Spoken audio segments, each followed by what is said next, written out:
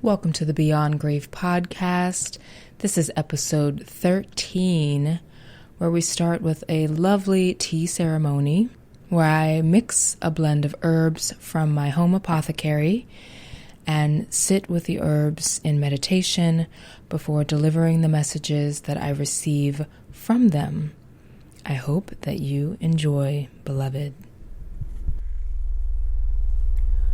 Okay, so this is the new look of the Beyond Grief podcast. Welcome. Hi. We're in our winter season. Not going to be outside as much. Certainly not digging in the ground or farming. So we observe plants in another way. My beautiful house plants, my beautiful herbs that I'm so happy to have apothecarized now. Yeah, that's like partly for y'all, but really for me. It's really for me. And now I'm like, oh, plus I can use it in my podcast, which I wanted to have a visual portion for. So here we are. Hi. All right. This week. So I want to start with just like this tea meditation and to let what comes up from it come up and come out.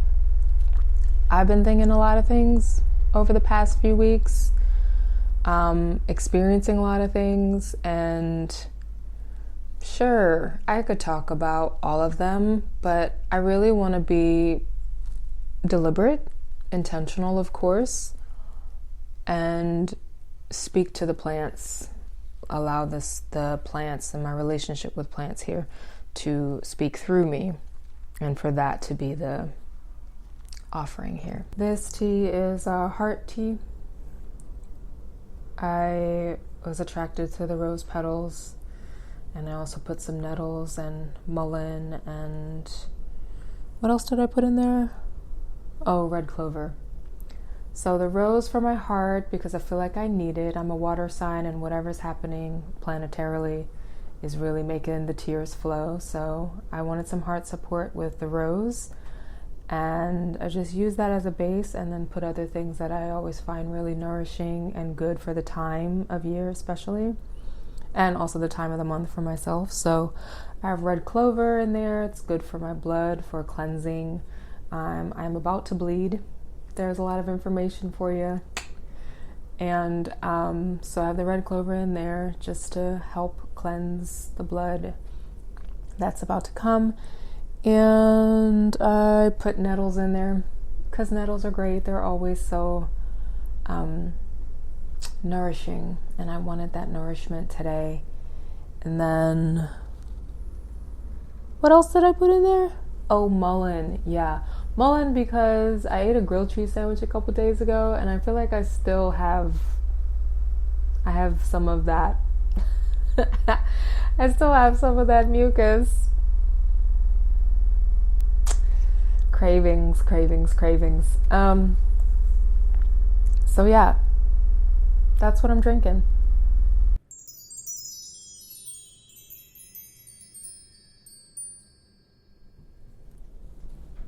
Okay. What a lovely few minutes. I took notes. The first thing that came, and this is probably because of the rose, is relax. Relax. Get more comfortable. I was sitting on the edge of my seat, and I didn't even realize that I was putting pressure on my sphincter muscle because I was so engaged in the creation of this image that it wasn't until I turned off the camera and reset that I realized I actually was uncomfortable. And so I scooted back in my chair. I made myself comfortable. I supported my back. It's so simple. And so the message, the first one to come through was, don't let the attention, really the distraction, don't let the attention of performance distract you from being comfortable, being in your body, being grounded. Very important message. Very, very important practice for the everyday.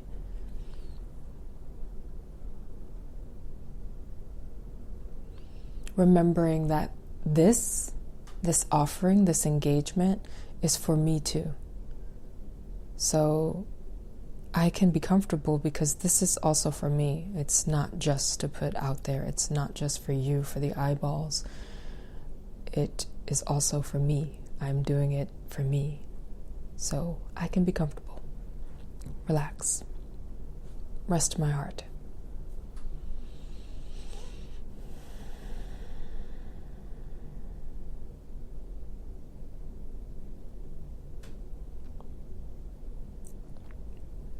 The second message was to observe peace. I put these plants around me to remind me of the comfort, the abundance, the resilience of life and all of life and life forms. So when I look to my right and I see these wonderful, healthy, green, verdant, lively plants with all of their different shades and hues and shapes, I put them here so that I could observe beauty. And so take the time to observe the beauty that I've already created and curated for myself in this space.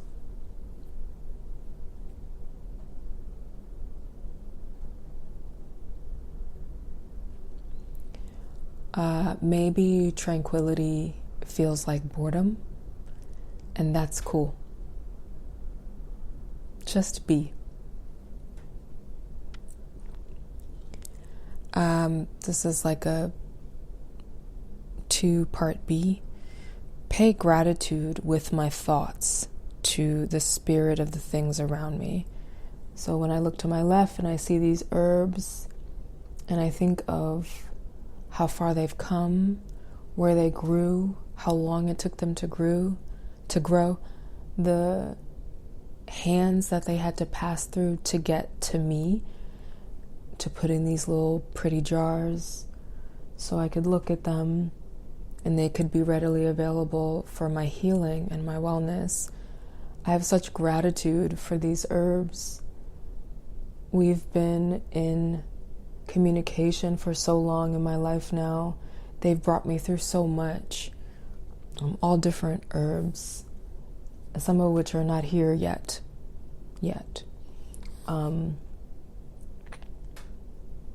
But really, just when I look around at the things that I've curated for myself, at the things that I use to help make myself feel good, be well, I have to pay gratitude with my thoughts. So in this quiet moment that I actually sit to observe and be calm and peaceful and tranquil, my thoughts are also drawn to gratitude. Gratitude for the relationship that I have with these spirits. These are spirits. These are living beings that I'm so grateful to have a relationship with and to be able to partake in this way that they become a part of my body. That's moving through me in a way right now that makes me tear up. It makes me want to cry. It's so real. They become a part of me.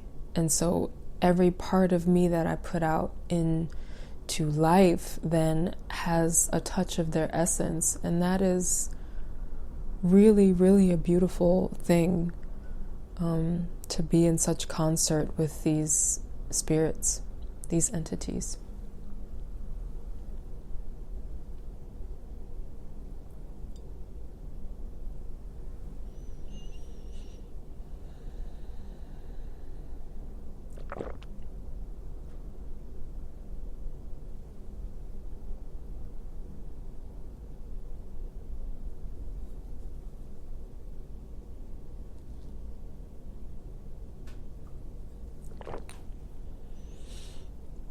The third message. I can smell the rose. The third message is you are everything that you need. And you have everything that you are. You are everything that you need. You have everything that you are.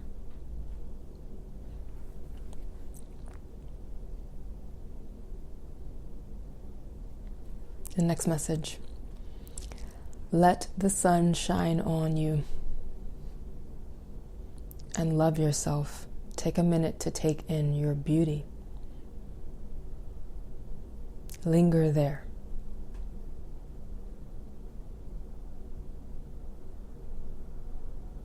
This is also the rose talking. Roses are, we know that their meaning is vast. Romance, beauty, a tough exterior to get to the most beautiful and precious blossom.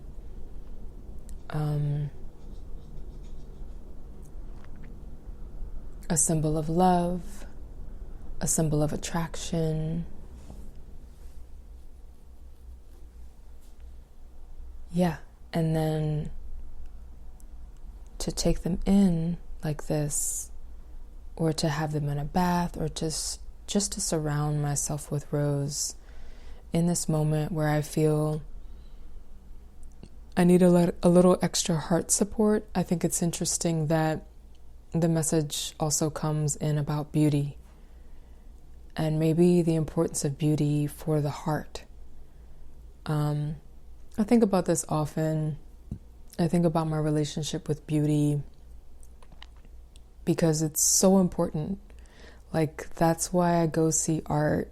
That's why I go see shows. It is to observe the beauty that others create. And I think it's really important to never stop doing that, never stop engaging with beauty through the forms that people create. I love seeing other people's minds come into a form that, yes, in a way I get to consume, but it's sort of like this tea, like the consumption then becomes a part of me, and it becomes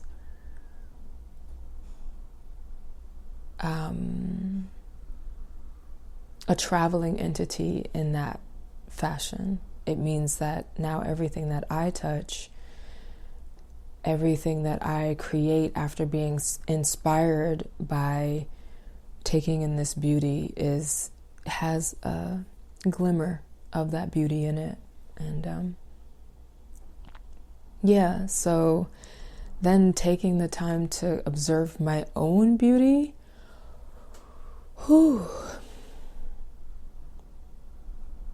it's actually a little bit uncomfortable.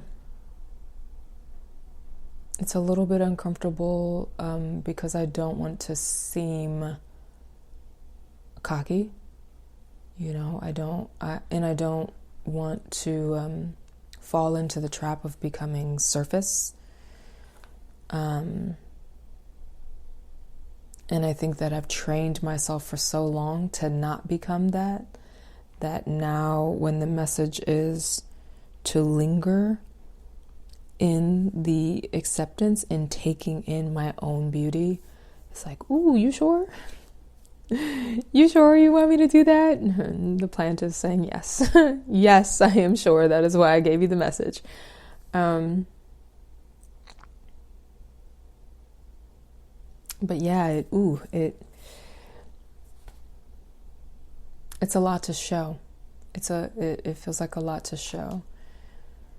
And it's funny because I dress up, I go out, I dress up, I put on a mask to be able to handle the attention when I dress up, but I'm still not comfortable with it. I'm comfortable dressing up. I really like to do it. It feels fun. It feels flirty. It feels feminine. But I'm still learning how to live with the attention. Yeah, the attention that it draws. To be taller in heels, to have on a form-fitting outfit, a very feminine outfit, to walk into a room with my head held high and my chest up in grace. It attracts eyeballs and thoughts. And I don't know, I feel like in the last some years, ever since I really started deepening my relationship with the plants and being with them in a daily fashion, I feel more sensitive, hyper empathic to other people's thoughts, or what could be other people's thoughts, or feelings about themselves in reaction to me. It's a whole very convoluted feeling. So it's like I'll be walking down the street or into a room. I feel the eyeballs. Either I think I know what they're thinking, or I feel what they're thinking, and I don't know yet the difference. So I think that's what I'm learning. But either way, is it important? Is my question to life right now. Is it important enough that I should change how I comport myself? Probably not. That's probably why this is coming up for me now.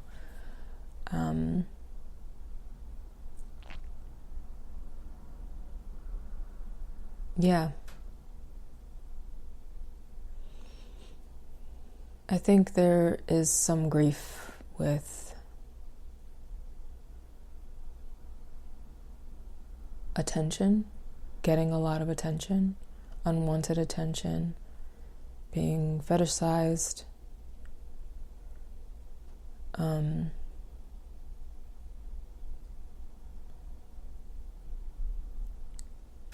It started when I was pretty young, and I learned how to put up shields when I had been hurt by it. And so the shields are strong. They're almost like, well, they are like second nature to me now. So I have to try to feel safe enough to take them down. But I don't. I honestly don't. Not at this stage. Now it's asking me to start somewhere. It's asking me to start feeling more safe, to start understanding the safety that I am intrinsically. Remember, I am everything that I need, and I have everything that I am. So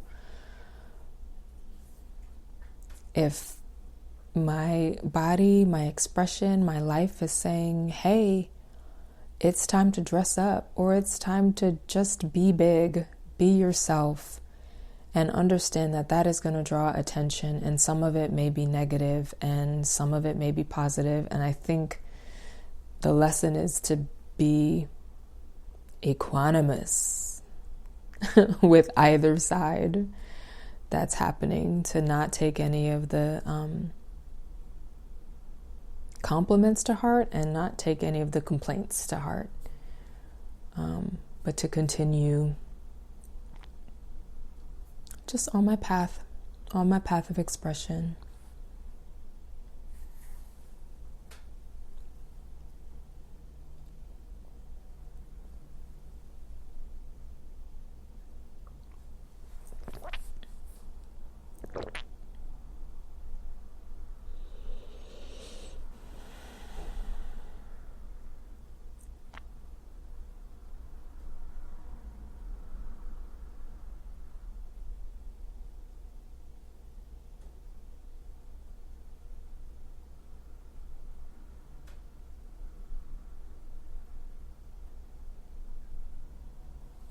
Also, the other reason that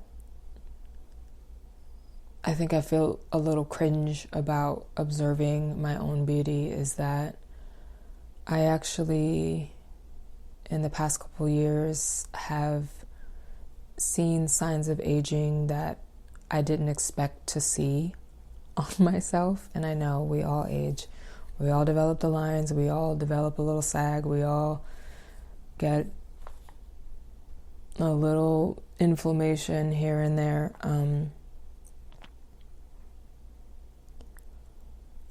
And I love the wisdom that comes with age. And I love like beautiful, mature women.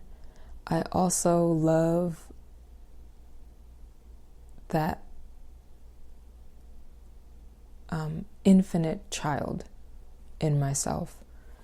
And I want to retain a sense of like, you can't guess my age, it's around here. But also I think that it was just fast. It was like, I quickly saw signs that I am 37. And I didn't think I needed to see that. I didn't think that would happen to me. But stress is real, and stress is a real stressor. And it really does it changes your form. It changes not only your form, but how you see your form. So as I look at myself now, I'm like, I can see how the stress has changed me. And maybe that's kind of why it's a little bit hard for me to see my beauty, just my beauty, because I see the stress. I see the evidence of stress in my life, and that saddens me. It doesn't feel beautiful. Is it? Even though it doesn't feel beautiful, is it still beautiful? Probably.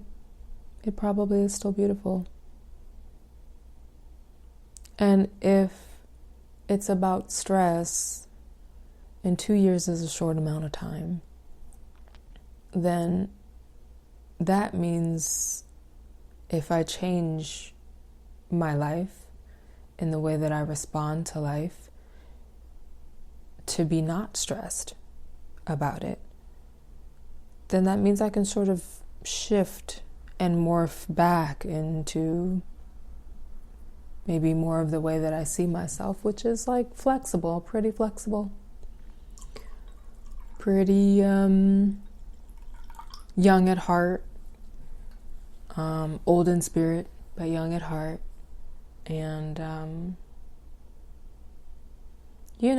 just that spiritually conscious, like, body conscious fairy that will go on looking very young for a long time. Long time. Not just young, but good. Just like, you look good. I want to feel that more. Again, I want to feel that more. I want to look at myself and see, damn, girl, you look good. You look good in spite of what you've been through.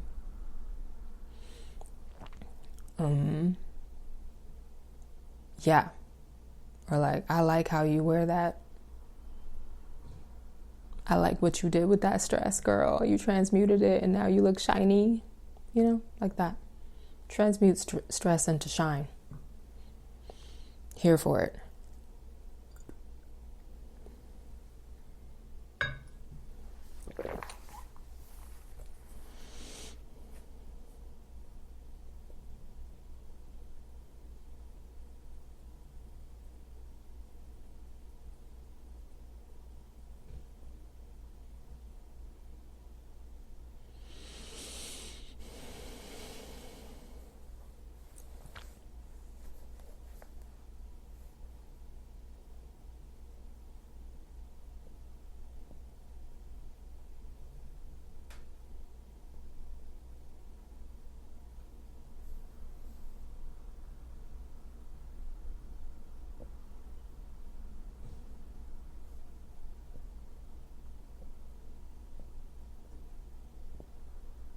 Oh, I do want to bring up something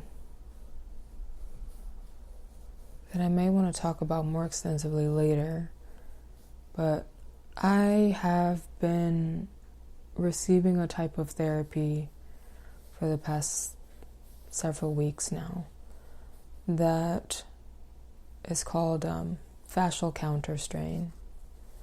And I get it here from a black woman who's a friend.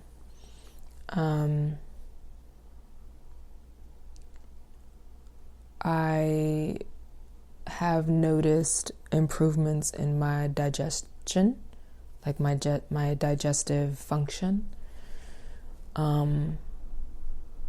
Definitely improvements in my alignment, which is part of the reason why I started seeing her.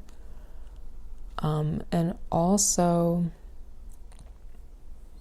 just improvements in getting unstuck. I feel like there's only so far plants and food can go when you're dealing with complex trauma. Like, yes, having a clean lifestyle is hugely supportive to healing from physical, mental, spiritual, emotional trauma, and also like staying on the right track to keep healing. But I found that there were some points that it was almost like she broke it down like this. It's like a scratch I couldn't get to on my back, you know? So it's just like some places had been compressed for so long in my fascia that having her just come in and subtly but deeply shift those things for me has been amazing.